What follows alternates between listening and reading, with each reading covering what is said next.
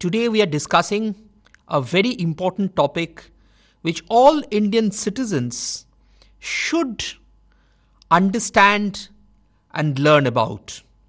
And that topic is right to information. Right to information is a phenomenal achievement for the Indian citizenry. Right to information is a right which finds its foundations in the Constitution. When we first had the Constitution in 1950, and the Constitution guaranteed to us a fundamental right to freedom of speech and expression, it was interpreted by the Supreme Court of India that an expression or a speech is incomplete unless it is an informed speech. And that information is only possible if the citizenry has access to that information. So the fact that right to information is a well-entrenched fundamental right predates the Right to Information Act of 2005 by almost 55 years.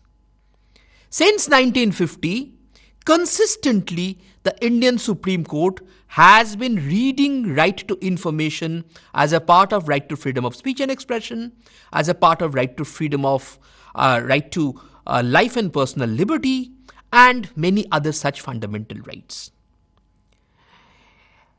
Of course, statutory recognition of a right to information is important because unless you have information, you have corruption and many other such factors which will start plaguing our public lives and administration in general. You see, the Prime Minister of India, Mr. Narendra Modi, had very rightly mentioned that corruption is like a termite. And it is a matter of shame for us, all Indians, that India ranks 85th out of 180 countries in the Corruption Perceptions Index, which was published by the transparency.org in 2022. So we can understand that there has always been a very widely spread, a widely felt need to ensure transparency and accountability in governance and to enhance people's right to be informed in a participatory democracy like ours. And right to information is an emancipation of the people's right to be informed. We find, if we are looking into the global experiences of right to information, we find that different countries in the world have guaranteed a right to information to their citizenry. From the early, Scandinavian examples of 1766 Sweden, USA passed the Freedom of Information Act in 1966, New Zealand in 1982, the Official Information Act, UK in 2000. So we can understand that across points in history, different countries have tried to guarantee to their citizens a right to access information. In fact, in a way, India was quite late to pass a national legislation on right to information. However, if we look at the India story, it's very interesting that India is the 48th country in the world to pass a right to information law. But before the nationwide law, different states had enacted their RTI legislations. For example, we find a Tamil Nadu legislation in 1997. We had legislations in Goa, Rajasthan, Karnataka, Delhi, and so many other states, all of which had passed their right to information legislations, their respective legislations, before the Right to Information Act 2005 or its immediate predecessor, the Freedom of Information Act of 2002, was enacted. The national enactment of a right to information law also follows a very fascinating storyline. We had different civil society organizations like the Mazdoor Kisan Shakti Sangathan in the 1990s, first agitating for a nationwide law on right to information. As a result of their agitation and public pressure, We had a draft RTI bill by the Press Council of India in 1996, a bill by Institute of Rural Development Hyderabad in 1997, and all of these culminated into the government recognizing the fact that there needs to be a framework law. And we had a DOPT working group under H.D. Shauri, which was created in the year 1997. DOPT stands for the Department of Post and Telegraphs.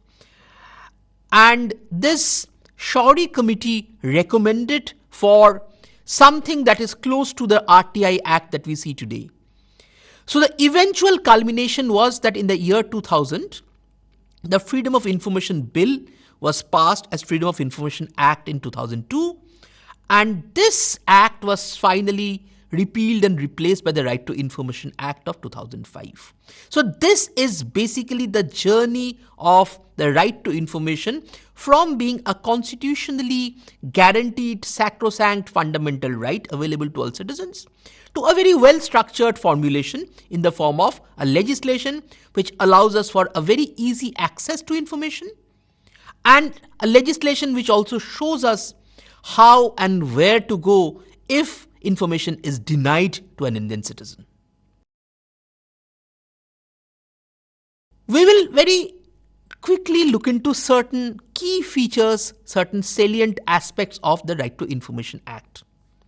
First and foremost is, we need to understand what is information. If we look at the Right to Information Act, one of the most important elements of Right to Information Act is a definition of information. What do we mean by information? You see, information is defined very broadly, very widely under the Right to Information Act. The Act says that information refers to any material in any form which includes, and now this includes is a very interesting concept in law. Whenever we have a mention of includes, this means that it includes all that is enumerated and could include a lot many more. So it's an inclusive definition of information. Information includes records, documents, memos, emails, opinions and advices, press releases, circulars, objects and logbooks, contracts, basically all kinds of information. And like I said, a lot more, many more.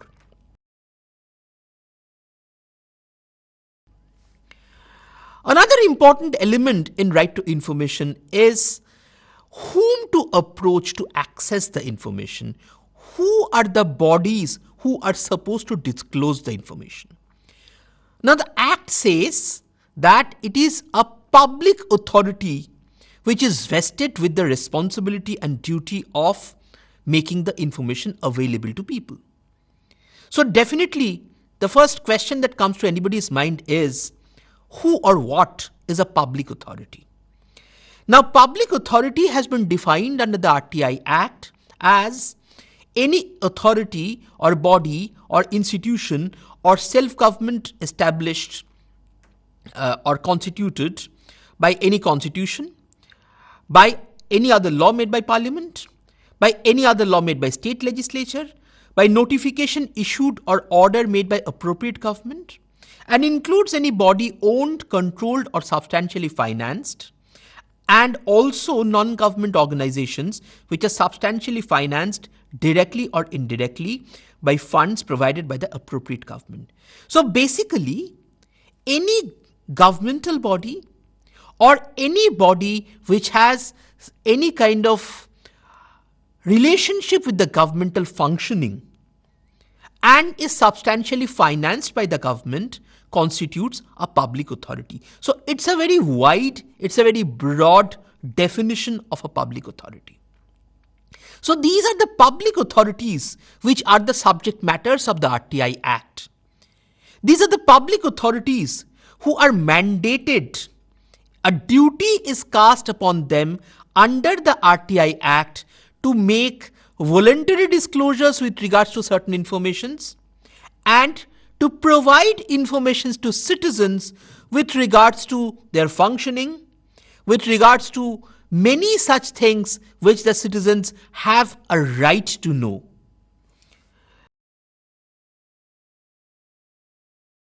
Now first, I will also, before of course I refer to their duties, I will also define right to information as is defined under the Right to Information Act.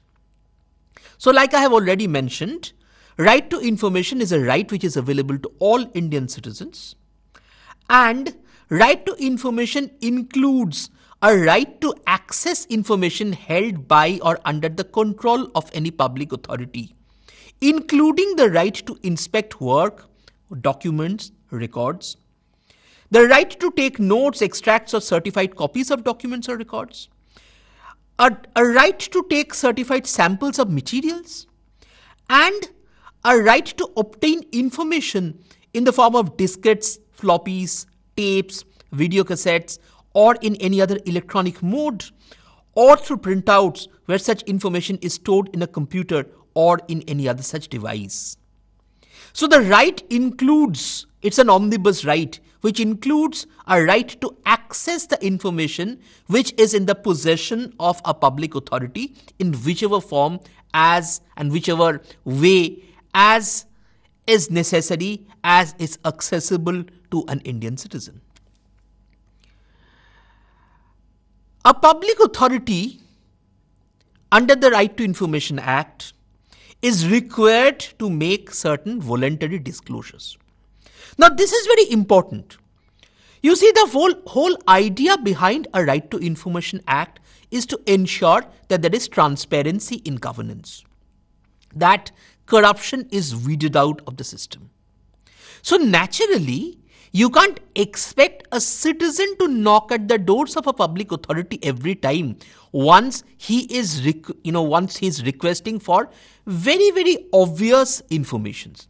For example, if you're looking at a governmental body which has been entrusted with the work of constructing roads, money has been provided by the central government or the state government, as the case may be, and this governmental body is constructing a road, or at least claiming to construct a road. Now, at the end of that financial year, naturally a citizen will be curious to know how much money has been spent and how much money had been originally allocated. Of course, with an eye on how much of work has been done, how much of performance has been done. Now, in such situations, do you think it is relevant that a person, a citizen, has to knock at the doors every time filing an RTI application and asking for that information? Don't you think that it will be far more beneficial for the sake of governance, for the sake of transparency, if such public authorities were required to make voluntary disclosures as to their balance sheet, as to the particulars of the organization, their hierarchy, their setup, their accountability mechanism, and so on and so forth. And this is precisely what the RTI Act does. It mandates a yearly voluntary disclosure by all public authorities, which required to be displayed very prominently on their websites as well as in their office premises. This, like I have already mentioned, goes a long way in ensuring transparency and accountability in governance.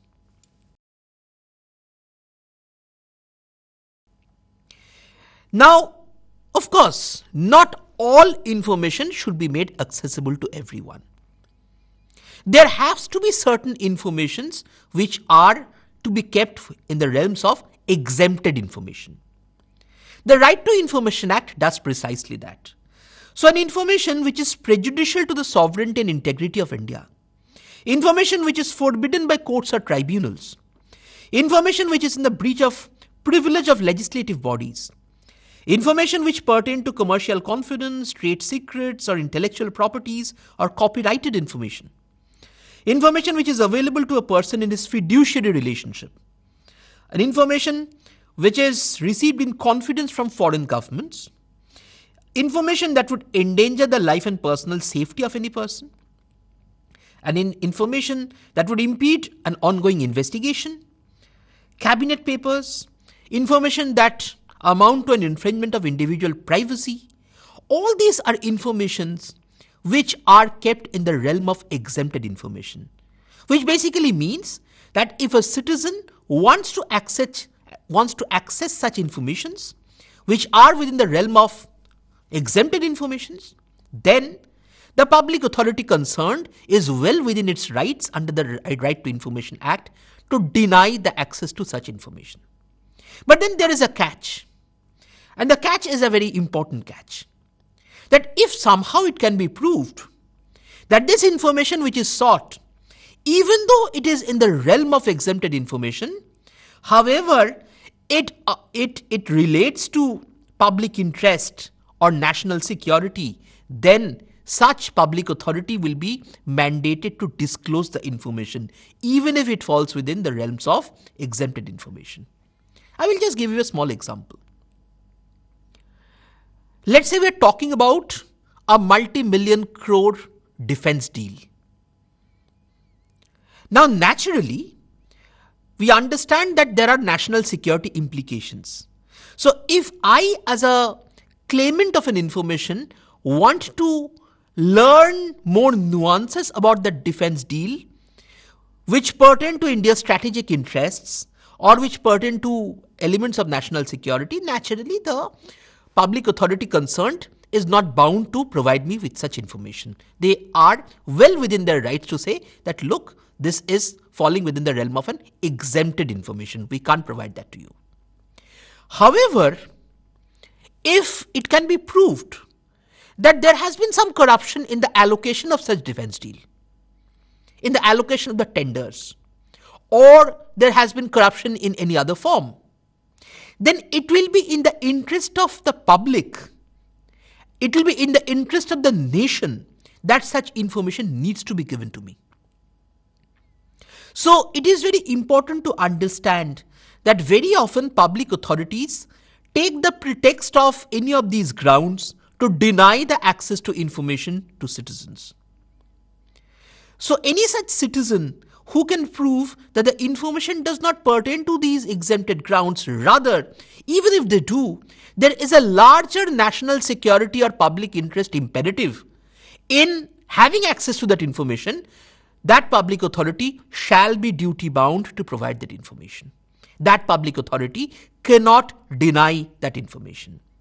This is a very important point which all Indian citizens must be made aware of, because it is true that the bureaucratic red tapeism very often tries to figure out ways to wriggle out of a responsibility to provide information. Public interest, national security far outweigh the red tapes of bureaucracy. And this is a point that the Right to Information Act very succinctly, puts across.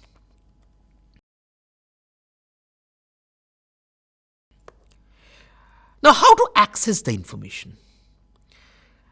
It's very simple.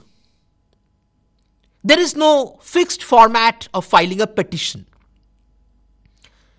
Any Indian citizen who wants to access information just has to make an application in writing or electronically to the public information officer of that public authority concerned. It could be in English, it could be in Hindi, it could be in the official language of the area. The particulars are to be specified as to what is the information, what is the nature of the information that is sought. And of course, there are certain procedural paraphernalia. For example, an application fee of 10 rupees is to be paid, which of course is waived in case of impoverished citizen or a citizen who belongs to the scheduled caste or the scheduled tribes. If the information is sought in the form of a floppy or CD, then there are certain additional charges that are to be paid. And there are certain procedural paraphernalia of photocopying charges and inspection charges and all such other things. Now, the hierarchy of the RTI mechanism is very simple. Every public authority has to have a public information officer. This public information officer is the go-to person in order to have access to that information. If it's a larger body, if it has a nationwide presence, then of course there is a central public information officer and a state public information officer. Now, any claimant who's wanting to claim an information has to file an application to the public information officer. A public information officer has 30 days to respond to that information. Now, that information claim has to be responded within a period of 30 days. Now, what if the public information officer does not respond, or responds in a manner that is unsatisfactory to the person who's claiming that information? In such case, there is a right to file a first appeal. So, every public authority above the public information officer has a first appellate authority who is a person within that organization. Now, again, if the first appellate authority also does not provide a satisfactory information, or the information that is provided is insufficient or maybe wrong, in such case, what does the person do? A person, this aggrieved person can file a second appeal. Now, where does he file the second appeal? The second appeal can be filed in the State Information Commission or the Central Information Commission. The Right to Information Act provides for such detailed timelines as to within how many days the first information has to be provided, within how many days the appeal is to be filed, and all such other things. It's provided in very details, in a very, very transparent manner in the Right to Information Act. But you see, the ultimate goal, this structure may look complicated, but the ultimate goal is that the citizen should have access to that information with the lowest possible amount of hassle. So it is imperative that the public authority makes as much disclosure voluntarily as it can, and upon the receipt of a request, provide an expeditious access to information to the person who's seeking it. This entire hierarchical structure can prove to be cumbersome, can prove to be inefficient, and can prove to be an impediment to the cause of democratic governance and transparency if a person has to run from X organization to Y organization to simply have access to basic information that may concern his life or livelihood. In fact, if you look at the timelines as stipulated by the RTI Act, if an application is filed with the PIO, then the PIO has just 30 days to respond to that request. If an application is filed with an assistant PIO, there is a 35 days window which is given, because in some cases there is a 5 days window which is required to transfer that application. And it is very important to note that if the information which is sought pertains to the life and liberty of an individual, then it's not a 30 days period, it's not a 35 days period. The period which is mentioned under the RTI Act is just 48 hours. So if the information sought is so important that it concerns the life and liberty of the person concerned, of the individual concerned, then the public authority just has 48 hours to provide that information. It is as important. Now, the appellate structure is the first appellate authority and the second appellate authority. The first appellate authority, like I have mentioned, is a senior official within the department, and the second appellate authority is the Information Commission, the central and at the state levels. Another very important element of the Right to Information Act is what we know as third-party information. Now, what is third-party information? Who is a third party? Under the Right to Information Act, third party means a person other than the citizen making a request for information, and includes a public authority. So let's say I am requesting a public authority X to provide me information which is relevant to public authority Y or a person Y who's not that public authority X. So naturally Y in our case is a third party. So we are seeking information about the third party. Now, how does it work in the Right to Information Act? The CPIO or the SPIO of X in our case, the public authority in our case, with whom we are filing the RTI request, within 5 days of the receipt of such request, will inform the third party, Y in our example, that look, here is a query. Now, within 10 days of the receipt of this letter, this third party Y will reply either positive or negative to the CPIO or SPIO as to whether they're agreeable to provide that information or are not agreeable to provide that information.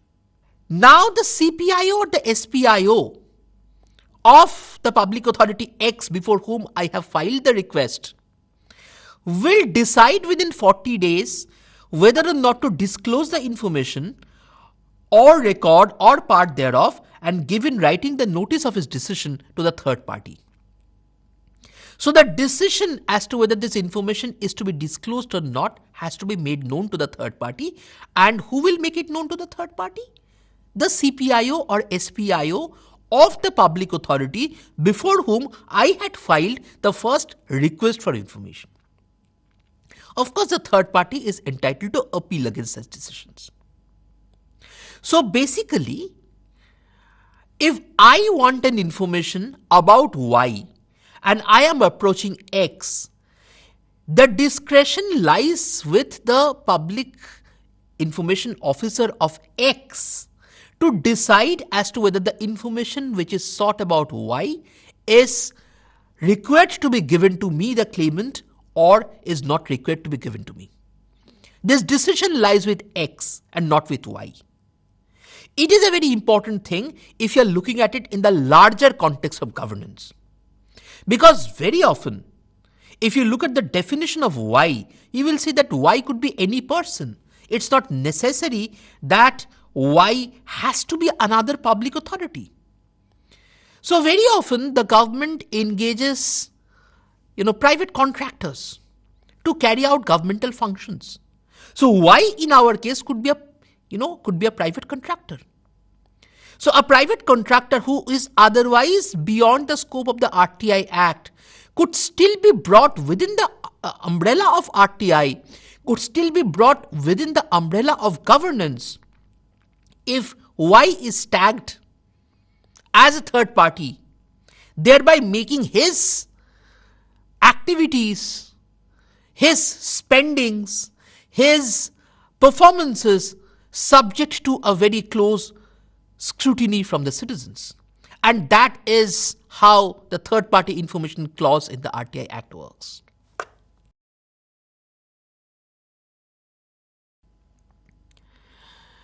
What is the penalty under the RTI Act for refusing to provide information or providing malified or false information or destroying information? The penalty is, of course, it's levied at the rate of 250 rupees per day up to a maximum of 25,000 rupees. And the penalty is to be recovered from the salary of the PIO and the assistant PIO. There is, of course, a departmental action clause also which is there. But of course, you can understand that these are extremes. The right to information framework has ensured a very significant upsurge in accountability measures. No public authority or no official of a public authority would naturally, for very obvious reasons, want that a penalty clause be invoked against a PIO or an SPIO. So naturally, quite obviously, they provide as much of information as is possible, as is not exempted, and they try to provide voluntary access to information as far as possible so as to naturally ensure that the aims and the goals of the Right to Information Act are achieved. Right to information this movement has had a number of very interesting success stories. The right to information movement has resulted in exposing a number of very serious scams of the magnitude of the Adarsh Housing Society scams like the 2G spectrum allocation, Commonwealth Games, and a number of such other scams which could be unearthed because RTI activists had incessantly made queries asking for details of expenditures to be provided. And that is when these scams got unearthed. Similarly, Right to Information Act, if you are looking at the success stories of the RTI Act, a huge success story is that the RTI has ensured access to education in many ways which kind of look surprising. For example, the RTI Act facilitated queries to be made by activists which unearthed the fact that there are a number of schools in India which throw up stories, sagas of missing teachers, where there is no teacher. There are a number of schools in India where the midday meals are being sold off at the market. The food grains as well as the cooked meals are sold off in the markets and the students are not provided access to them. There are RTI queries which have unearthed the fact that students' uniforms and students' scholarships have been misappropriated by the governing authorities of schools. And it is RTI which has ensured transparency in the selection processes, not just of schools and colleges, even in premier institutions like the IIMs.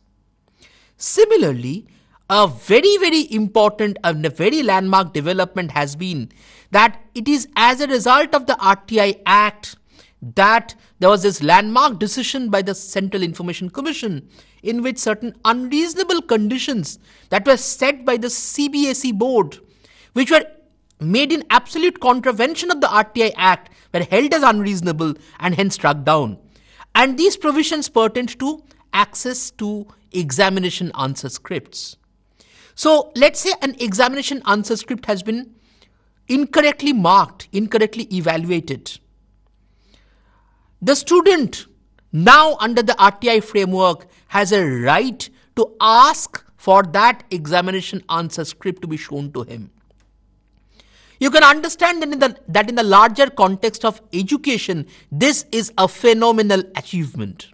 And this achievement has been made possible because we have such a robust framework called Right to Information, which is in furtherance of a citizen's fundamental right to freedom of speech and expression, a fundamental right to life and personal liberty, and is possibly one of the biggest contributions that post-millennium Indian government has given to the Indian citizenry.